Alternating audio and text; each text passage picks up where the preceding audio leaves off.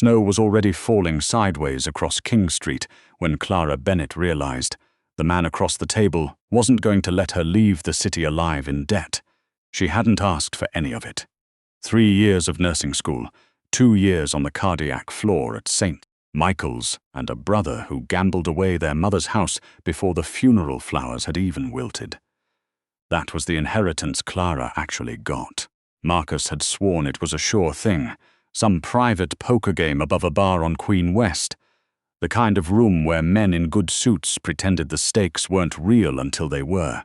He'd lost $40,000 he didn't have to a man named Anatoly Petrov, who collected debts the way other men collected stamps, patiently, and with a quiet menace that made the collecting feel inevitable. When Marcus couldn't pay, Petrov's people came for Clara instead, because Clara had a face that would fetch more than her brother's neckapps ever could. She remembered the exact temperature of the basement they kept her in for 6 hours before he came. Concrete cold, the kind that lives in your hips for days afterward. She remembered a man with a gold tooth running one finger along her collarbone like he was pricing livestock, telling her she'd make a fine addition to a club he owned out near the airport strip, and that her brother's debt would simply transfer into something else entirely. She had stopped crying by then. There's a place past fear, she would learn later, where the body just goes still and waits. That was when Damian Cross walked into the room. She didn't know his name yet. She only knew that the temperature of the basement changed before he even spoke, that the 2 men flanking her seemed to physically shrink, the way dogs do around something bigger and older and far more dangerous than they are. He was tall in a way that filled doorways, dressed like he'd come from a board meeting rather than a hostage exchange, dark hair graying faintly at the temples, though he couldn't have been much past 40. His eyes found her first. Not the gold-toothed man, not Petrov's lieutenant standing nervously by the door, her, and something in his face shifted, almost imperceptibly, like he'd walked in expecting cargo and found a person instead. "This isn't yours to sell," he said, and his voice had the flat, unhurried quality of a man who had never once needed to raise it to be obeyed. What followed took less than 90 seconds. Clara would replay it for months afterward and still not be entirely sure how violence that quiet had unfolded so fast. Petrov's lieutenant tried to argue jurisdiction, tried to mention some prior arrangement, and Damian Cross said 4 words she didn't fully understand the weight of yet. "Tell Anatoly I'm done waiting," and the room simply emptied of its menace, the gold-toothed man's bravado collapsing into something close to begging. Then he crouched in front of her chair, and up close his eyes were a pale, glacial gray, and he said gently, like the violence 3 feet away hadn't even happened, "Can you stand?" She could. Barely. He didn't touch her without asking, which surprised her more than the violence had. He simply held out a coat, charcoal wool, smelling of cedar and something sharper underneath. Gun oil, maybe, though she wouldn't put a name to that smell until much later, and waited until she'd wrapped it around herself before he led her out. In the car, a black Suburban that swallowed the city lights whole through tinted glass, she finally found her voice. "Why? Your brother owes a debt," he said. "Not to me. But Petrov owes me a much larger one, and a man like that doesn't get to use a woman as currency on my territory. Consider it a jurisdictional dispute that happened to go your way. That's not an answer." He was quiet for a long moment, studying her in the half-dark, and when he spoke again, his voice had dropped into something rougher. "No, it's not." He didn't explain further that night. He had his driver take her to a hotel, not his home, paid for 3 nights. Told her a man named Leonard would check on her welfare and that no one would touch her or her brother again. She assumed that was the end of it. A strange, violent kindness from a stranger she would never see again, the kind of story she'd tell at dinner parties for the rest of her life, and never quite be believed. He came back on the 4th day. Damian Cross ran the eastern half of a city most people only thought they understood. Toronto's underworld didn't look like the movies. No flashing signs, no street corners. It looked like shipping contracts and numbered companies and 3 restaurants on King West that never seemed to need customers to stay open. He had inherited the position from his father at 26, inherited it the way you inherit a house with a flooded basement. The structure was sound, but everything underneath was rot you didn't find until you were already standing in it. He had also, 18 months earlier, buried his wife. Naomi had been driving the kids to a piano recital when a car cut her brakes on the Bayview extension. A message meant for Damian that arrived through his family instead. He had been unraveling the people responsible ever since, with the patient, surgical thoroughness that made even his allies careful around him. But the unraveling hadn't fixed what was broken at home. He had 4 children and a house that ran like a hospital ward, competent, sterile, entirely without warmth. Theo, 14, had taken to disappearing for hours and coming back smelling of cigarettes he thought no one noticed. Nora, 11, had stopped speaking to adults almost entirely, communicating in single-syllable answers delivered without eye contact. Ren, 7, woke up screaming most nights, certain that the dark held the same thing that had taken her mother. And the youngest, Ivy, barely 3, had started calling every woman who entered the house Mommy indiscriminately, which devastated the older 3 more than anything else combined. 11 nannies in 18 months. 2 private tutors who'd quit mid-contract. A grief counselor who'd lasted 3 sessions before Theo locked her out of the house. Every woman Damian's circle tried to introduce him to, the daughters and widows of his associates, looked at his children and saw, with varying degrees of subtlety, an obstacle standing between themselves and a child of their own blood. He had watched, more than once, a woman's eyes flick across his children's faces and calculate, the way you'd calculate furniture you'd need to replace. He thought about Clara Bennett more than he wanted to admit in the weeks after the warehouse, not because she was beautiful, although she was in an unpolished, exhausted way that had nothing to do with the women who usually orbited men like him. He thought about her because she hadn't begged. He'd seen plenty of fear in his life, fear that pleaded, fear that bargained, and what he'd seen in her face in that basement was neither. It was a kind of resignation so absolute it had circled all the way back around into stillness. She had simply waited to find out what would happen to her. The way you wait out a storm you have no power to stop. He had Leonard run a full background on her before he went back. Clara Bennett, 28. Cardiac care nurse, no criminal record, a mother dead 3 years from ovarian cancer, a father who'd left before she could walk, a brother whose gambling had now nearly gotten her killed twice over, once when he lost the house, once when he lost her. There was something else in the file, something that made Damian sit back in his chair for a long moment. 2 years earlier, during a cardiac arrest on her floor, when the attending physician had been delayed in another wing, Clara had made the call to administer a non-standard intervention that the hospital later credited with saving the patient's life. A decision that, by every account, should have been outside her scope, made under pressure, made correctly. She had been quietly reprimanded for overstepping and quietly commended for the outcome, the kind of contradiction that told him more about her than any resume could. She had instincts. Sharp ones, instincts that didn't panic. He found her in the small Parkdale apartment she'd moved into after her mother's house was lost, found her on a Tuesday evening still in scrubs, exhaustion sitting on her like a second uniform. She didn't look surprised to see him, which he found he liked. "Mr. Cross," she said, opening the door without quite opening it all the way. "Come to collect on the rescue." "I have a proposition," he said. "You can say no. I'd understand it." She let him in anyway. Mostly she would tell him much later, because she was too tired to be afraid of him, and being too tired to be afraid of a man like Damian Cross felt like the first piece of agency she'd had in weeks. He laid it out without softening any of it. 4 children, motherless, traumatized in 4 distinct directions. A house full of staff who were paid to manage them, and not one of them who actually wanted to. A position. Not a job exactly. He was careful with the word. That would require her to live at the estate, to be present for the children in a way no employee contract could capture, to become, functionally, their mother in every sense but blood, with the protection and resources of the Cross name behind her for the rest of her life.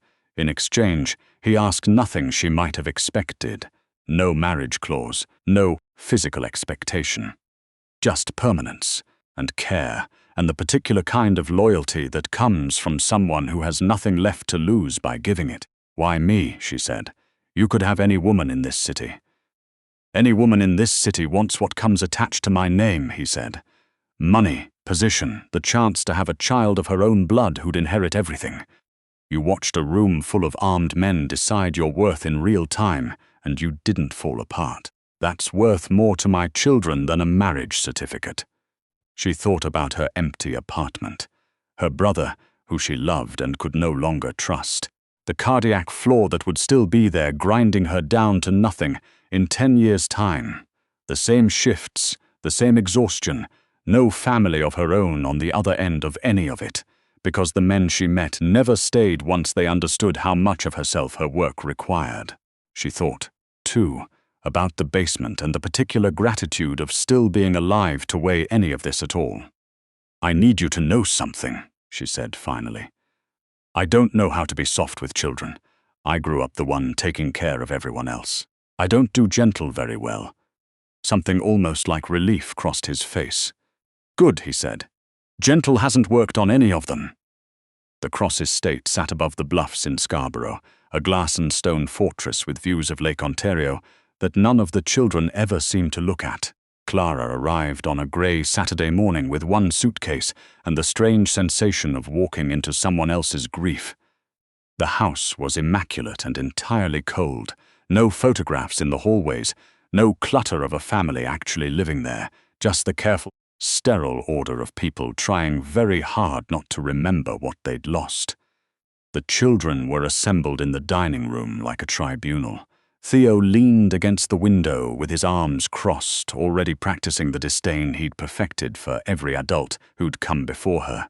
Nora sat rigid at the table, eyes on her hands. Wren hovered close to her older sister, pale and hollow-eyed from another bad night, and Ivy, small and round-cheeked, simply stared at Clara with the open, assessing curiosity only very young children manage. "Another one," Theo said, not bothering to address her directly. "How long do you give her, Nora? A week? I'm not a nanny," Clara said before anyone could answer for her.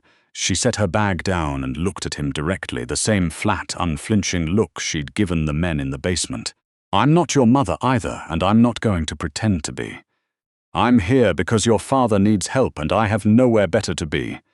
You can test me all you like. I've sat with dying strangers holding their hand at 3 in the morning because no one else would. You're not going to scare me off by being rude at breakfast." The dining room went very quiet.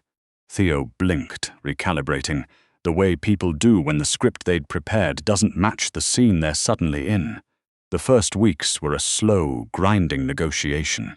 Theo tested every boundary she set, staying out past curfew, coming home reeking of cigarette smoke he thought he was hiding, baiting her with cruelty he clearly hoped would finally make her leave the way the others had.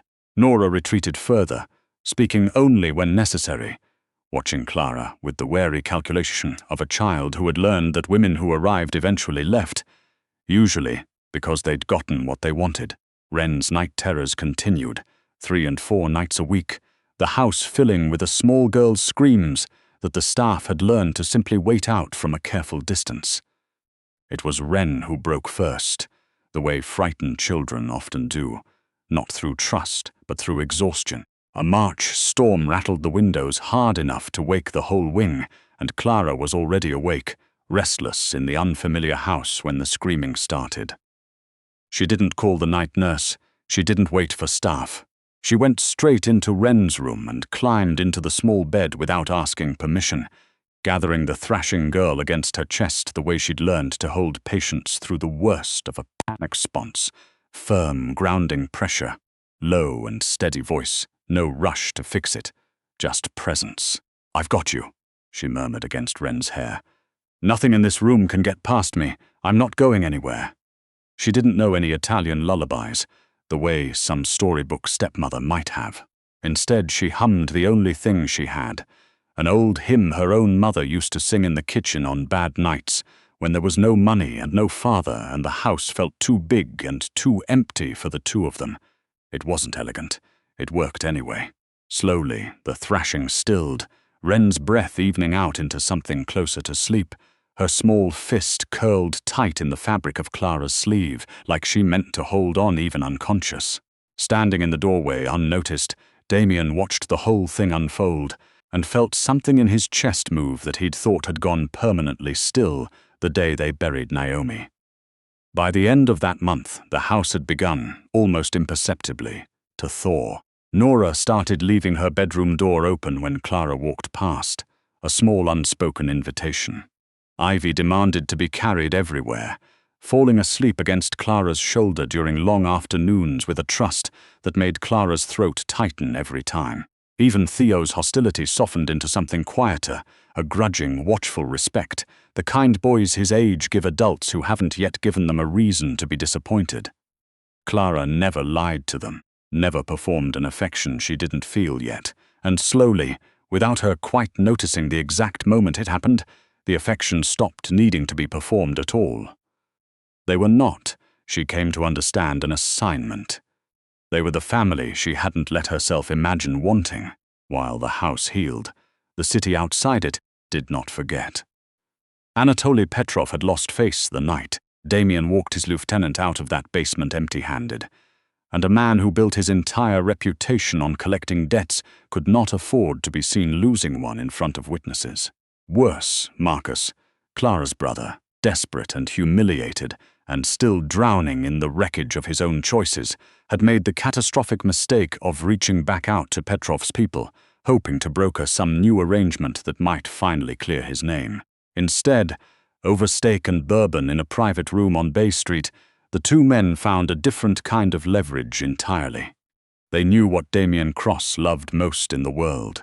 They knew by then what Clara Bennett had become to those children, and they understood, with the cold practicality of men who measured everything in cost and return, that taking one of Damian's children would buy them more than any debt repayment ever could. They targeted Theo. Clara had been the one to insist on picking him up that Friday from Crestwood Academy herself. She'd convinced the kitchen staff to make the lemon cake he liked, wanted to surprise him after a difficult week of report cards and another blow-up with his teacher. The armored SUV idled at the school's private drive, a second car trailing with 3 of Damian's men inside. She watched through the tinted glass as Theo came down the front steps, backpack slung over one shoulder, and for just a second, the first in weeks, he looked almost like an ordinary kid, almost happy to see her. Then the world tore open. A delivery van slammed into the trailing security car, crushing it against the curb before the men inside could even draw their weapons. A black sedan screeched in front of the SUV, blocking any path forward. 3 men in tactical gear spilled out, moving fast, and Clara realized with a horror that emptied her lungs that Theo was still outside, frozen on the steps, 15 feet from the men closing in on him.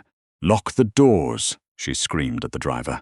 And then, without waiting to see if he had, she was already moving, throwing the heavy door open, hurling herself out of the armored vehicle, and into a street that had become, in the space of 3 seconds, a battlefield. "Theo, run to me!" she shouted, sprinting across the pavement, and some old instinct in him, fear, trust, the same thing that makes a frightened animal still go toward its keeper, sent him bolting toward her instead of away. She caught him by the jacket and pulled him down hard behind the stone pillar of the school gate just as the air cracked open with gunfire. Pain tore through her shoulder. A half-second later, a white, blinding violence that knocked the breath clean out of her, and still she didn't let go. She dragged Theo down beneath her, curling her body over his, turning herself into the only shield she had left to give. Blood soaked fast through her coat, warm and then horribly cold, and she could hear the chaos around her.